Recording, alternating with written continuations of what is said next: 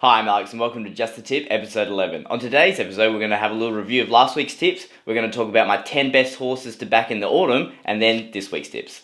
First up, last week's tips. Now, I'll start over in Western Australia, where we had two very nice winners. Now, I had a little bit of a 3-bet in both races, just because I wasn't entirely sure on the form line, but hit with both, which is fantastic, and made a really nice profit in WA. In the main one, I had He or She, Scales of Justice, and Good Project. I had them all each way. Good Project and Scales of Justice went 1 and 2, so that's fantastic. He or She was off the bit way too early. Maybe just didn't travel well, but I thought the conditions were perfect for it and just didn't run very well. But I was very happy with my other 2 bets in that race, and I beat Perfect Reflection, which is the horse that I sacked as the favourite with a little bit of extra weight. It was a good ride by Pikey, but I was fantastically happy with Scale of Justice. Had the race run perfectly for it by Douglas White. I'm pretty sure it's going to come. He's going to come back to ride the horse again. Definitely a horse of the future, and nice little profit out of that race. Next up, we had the WA Guineas. Now, I had 2 bets here and a little bit on Whispering Brook just as insurance, just in case it came back in really top form. The speed was on in this race, and Variation and Lusher had perfect runs in the race. I thought Variation was just going to be too good at the line, and it was. Had the little each way bets with all of those horses just because of the prices you get. You're getting $6 a field. And also, I thought that all of them were, had a really nice chance as well. Little bets, but all each way. Variation, I got on at about 15s, and it drifted to 19s when it jumped, and it was 26 on Ladbrokes, and 31, I think, on some totes. So that is ridiculous. If you took the tote, congratulations, good on you. I had a little bit each way, as I said, on those horses, and Whispering Brook was a little bit disappointing, but as I thought, just a tough trip from coming back from Melbourne. Out for a little spell now, and a nice little profit with Variation. So now we'll go back to my tips at Ballarat. Now in the first, I had Sea Spray just to see what the track was doing. I had $5 each way there, and I had a little $10 bet on Entrancing, and that just franked straight away that the leaders were going to be on all day. Kicked away strongly and won. So as soon as that happened, I sacked anything that was going to come from the back and was just going to be backing stuff from the front.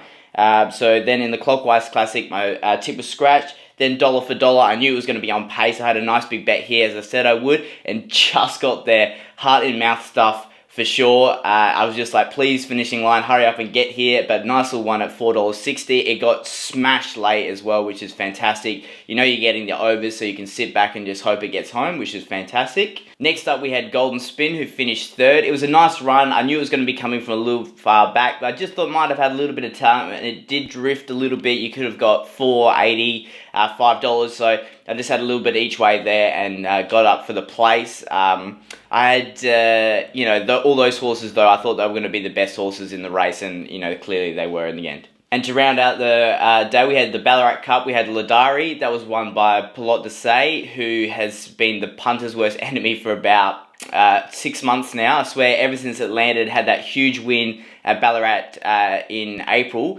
I think it went around about 460 and absolutely dominated the field. Hasn't won since. It's been favourite on 3 occasions and failed. And gets up here in the Ballarat Cup. It's definitely a horse that has a lot of potential, but I'm not sure. I just swear it just likes to be fresh. Maybe just spell it and only bring it back and have four weeks in between runs just to see what it will do, because it just seems like a horse that responds well fresh. But obviously in a leader bias track, it just was too good. Just set the tempo and sprinted late. And race 10, we had Septimore, who was very unlucky. Kicked away on the bend. I really thought it could have got home there. Just needed the finishing line to be a couple metres closer. Just got beaten by a better horse. You get in the 480 during the week, which is fantastic, but just got beaten and unlucky. But definitely a horse to follow in the future. It does when it has a bit of a fail run and then comes back hard, that's when you should get on, and you're getting a little bit of overs. Now we'll go up to Rosehill, and I thought that Gibraltar Girl's run in the first race was fantastic. It was one of the only horses all day that got out wide and hit the line strong, so definitely one to follow. All the winners for the whole day, obviously I didn't know after race 1, but all day were coming from that inside, 3 to 5 horse line. So when you watch this replay again, you'll just see how fantastic it is. She was travelling so well around the bend. I really thought she was going to win. She picked up really nicely. She was going to fly home on the outside and just got beaten by a horse that was running in the better part of the track. So definitely for Gibraltar Girl. Got the each way price during the week, and a lot of people were going for the horse that finished third. A lot of money was coming for that horse too, but I really think Gibraltar Girl has a huge future and definitely one to back soon. Next up, we had the Cordon Bleu, and that was the one that I really thought was the big fail of the day. I thought the horse, it travelled alright, travelled nicely in the race, and just never really picked up. It got smashed into $2.90 at jump, and I just thought, oh wow, I've got this horse just at $5, and it's $2.90. Surely, with all that money coming for it, it's definitely, it's the sure thing. As I said, it was wanting to be one of my bigger bets up in at Rosehill. Just that form line it was coming out of. Finished right behind Speed, in between Kaepernick, who came out and won. So the form was very, very strong. I just thought the horse just failed. It just, didn't really pick up, didn't give you anything towards the line. But maybe goes out to the paddock and one to follow in autumn. And the last one we had up in Sydney was Religify. And boy, when I said it was due, I didn't realise it was that due. 2.5 length win was fantastic. You knew you were home about 400 from home, really. The horse just travelled so nicely, just got to the best part of the track and just kicked away. It was just too good for its opposition. I thought there was a bit of, red excitement each way as well, which I backed and got the place bet there too. So I thought it was going to be between those two. That's why I leant towards those two, and nice little win there for us. Now we'll get up to this week's tips. Now, basically, I did my form Monday, Tuesday, and put who I thought was going to be on top in each race at Rosehill and Moonee Valley as well. And basically, I got the favourite in every race, or very close to anyway. When the markets came out last night, I had a look and I was like, oh, well, I'm basically backing the favourite in every race. So, stick to the favourites this week by the looks of things. I'm just going to talk about the really juicy ones that I like the most and a couple ones a little bit wider. But basically, you're getting Invincibella $1.95 or whatever it is. I think it's going to be hard to beat, even with Moonlight's Choice there. This last start was fantastic, hit the line really strong. So, if you get, in the money in the green, and you're getting $2.15, $2.30 if it gets on the drift, maybe something to look at too. But if Moonlight's Choice gets absolutely smashed, you kind of want to lean that way. So, they're the type of risky bets you're going to have to take if you want to this week. But definitely, favourite week again. So I'm going to start in race 2 with number 1, Cau Cau. Now, if you look at the way this horse ran its last start, it was fantastic. It has a bit more race experience than some of these other horses, and I just think it's going to be very close to a moral. Definitely one of the ones I'm going to be backing early in the day to see how we're going. I like the way it runs, especially at Moonee Valley. It's not a huge horse, so it's not going to lumber around the tight bends, and also it's going to be on speed, which is fantastic for Moonee Valley too. Race 4, I'm probably going to have 2 bets just because both these horses race at the opposite ends. One's going to be a back marker, one's going to be at the front. Now, I thought it was between 1 and 2, but you're getting Hellbound at triple or double the odds that you're getting Bias Witness, and I just think that that's where I'm going to lean to, but just the racing pattern's going to kill it. It's going to come off the back, but if the horses are running from the back in the first 3 races, then this is the bet to have because it's going to be a little bit overs and it's definitely going to be very close. Now, if you look at this last replay, you see there was only 0.1 of a length behind Bias Witness, and it came up and had all sorts of troubles where Bias Witness had the rails run, went up straight the whole way, and Hellbound is doing a bit of zigzag work at the back and then finally got through. Now, it's a negative jockey change, D. Oliver off, but I just think that that it might have a little bit more talent than what Bias Witness had. Just the runs, if they switch the runs, Hellbound probably would have finished a couple of lengths in front. So if you can see that early in the day that it's running from the back, Hellbound's a bet. Race 6, I've got Payroll, Moral. Race 7, Star Collision, Moral. So I'm going to multi those two together. I just think they're the 2 better bets of in that part of the day. Both of them are going to be very hard to beat. Big fields though, so a little bit wary. So smaller multi, but those two together, you're going to be getting 6 to 1 to 8 to 1 probably. So definitely, $10 on that is nice and juicy, and definitely good way to tackle Moonee Valley this week. And in race 9, I've got Chase the Horizon, which is probably the best bet of the day.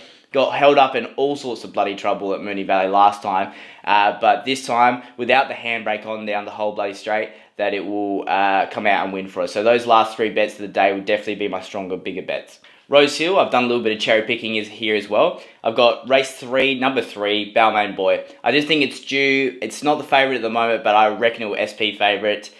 Get on early for this horse. It's $4.20 or something like that at the moment, and just a backable price and will win. I think it's just going to be one of those horses that Its last couple of runs have been fantastic. It's going to get a nice run again and we'll be winning. Then we're going to look for a little bit more juice in the day. Race 5, Mar Giuliano. Now, I just think that if you watch the way that this girl runs, it's fantastic. She will have to go a little bit against what Rosehill's bias was last week, but I'm willing to have a little look-see. And if you look at its last 2 wins, the money came for it late. So I think there's a little bit of professional money coming for it in the mounting yard, so definitely wait for the last minute to back your bet in. $7.50 at the moment, so great each way chance, but if it comes into about $5.50 right before the jump, I'm going to be putting a little bit extra on because I just think that the professional money's coming for it. And as I said, the last 2 starts, when it has won, the money's come for it late, and when it's, you know, come 3rd and 5th or whatever, the money's drifted on it late. So I think that definitely the horse to the eye is something to be looking at in the mounting yard. So if you get a quick look at it yourself, or if you wait for the professional money to come, definitely one to back. Race 6, I've got Darts Way. You're getting $10 at the moment, great each way price. I know that it's coming up from, you know, a lower grade to attack this race, but I just think that the favourites have a little bit, you know, they're suspect. They're suspect favourites. Asanara, I think, is the favourite at the moment, $5.50, and the horse has been, you know, odds-on favourite last 2 and has just failed. So I definitely think that if you're looking for a bit more value, which I was in this race, Darts Away is the one, coming from the progression for the lower grades and could be a big winner for us today. Race 8 at Rosehill, and the last one I've got here is Interstellar. Now, I just think that if the horse has had, it's been, you know, had a massive layoff, but if the horse is right and ready to go, it's definitely going to be a big bet for me. I just think it's the talent in the race. I'm going to wait until right before the jump to have a go at this one, though. I wanted to see where the market's moving with it, what it looks like in the yard. So this one's one of those really last minute bets, but it's going to be, you know, last on the card for the day besides the Perth races. So if you got a little bit of coin from earlier in the day, definitely a horse to back. And if not, definitely one to bail you out of a bit of trouble maybe. So we'll just see how we go look in the mounting yard. I'll probably tweet out what my thoughts are right before the race. And if I'm having a bet, I'll make sure everyone knows I am.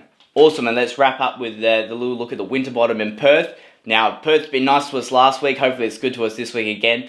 Obviously, the market shows that 1 and 2, Terra Vista, Malagrua, are the favourites and clearly should be. They're the 2 best. I think that Terra Vista, you just go, well, that is one of the best sprinters in the country, so why would you go against it? But Malagrua's last 2 starts have been fantastic. So where do you go? You got those 2 as your best. Is there anything else to look at? And I think, yes, if you look at the 2 locals that are the best chances, I've got number 4, Rock Magic, and number 6, First Amongst Equals, as the 2 next best horses.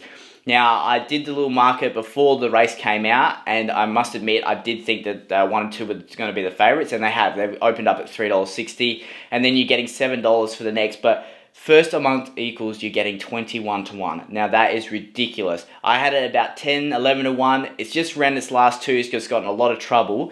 It's definitely going to be one that's coming from the back. And, you know, that's what, you know, it suits it at Ascot. Ascot, you can run on from the back very nicely, especially in the big fields. I just think $21 is just massive overs.